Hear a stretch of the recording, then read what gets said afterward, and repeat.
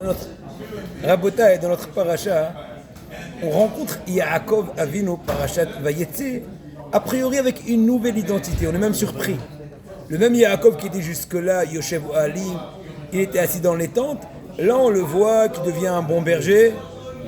Il dit à Rachel, je suis le frère de ton papa dans la ruse, ne t'en fais pas. C'est un malin et demi. Et on est surpris, le même Yaakov. Qu'est-ce qui s'est passé là?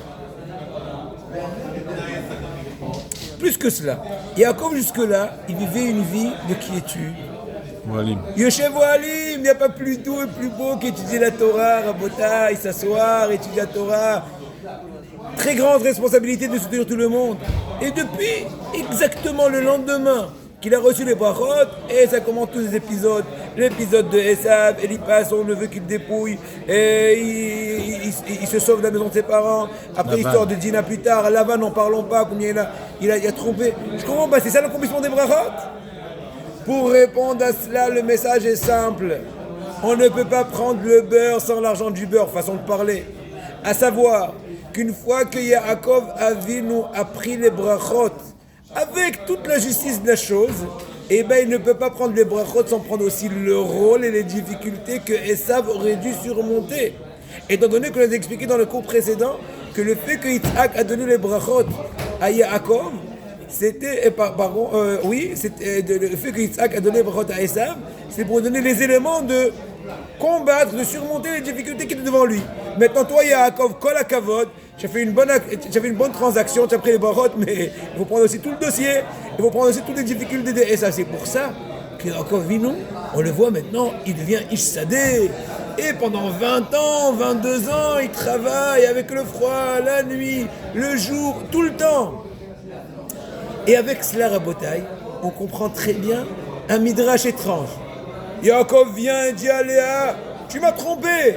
Comment tu as osé te laisser aller par ton papa et rentrer gentiment après que moi je me suis efforcé, je me suis engagé à travailler 7 ans de travaux forcés avec ton père. Et toi, sans aucune crainte, sans aucun regret, tu viens. Qu'est-ce que lui répond du midrash? Il dit, c'est toi qui as dit Anochi Esav Bechorecha. C'est comme si il lui dit, on a le droit, entre guillemets, de mentir aux menteurs. Non, Rabotai, c'est plus profond que cela. Quand Yaakov, il a dit à son papa Yitzhak, c'est moi, Esav, ton aîné, et donc donne-moi les brachot, c'est comme pour dire, je suis devenu vraiment Esav, dans le sens que je ne prends pas juste les brachot, je prends aussi son rôle et ses difficultés. D'ailleurs, tout de suite après, le lendemain, eh ben oui.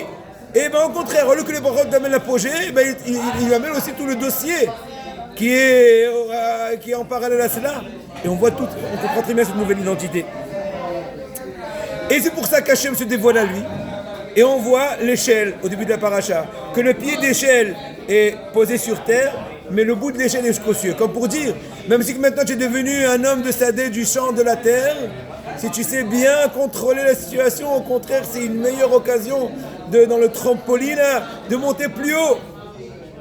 Et d'ailleurs, Yaakov Avinu avait une difficulté de faire le parallélisme entre ces deux identités. Ne jamais perdre l'identité de base qui est Yaakov Ishtam, malgré le fait qu'il est Yoshev Ali. Rabotai, pour chacun d'entre nous aujourd'hui, dans les difficultés quotidiennes, savoir joindre l'utile et l'agréable.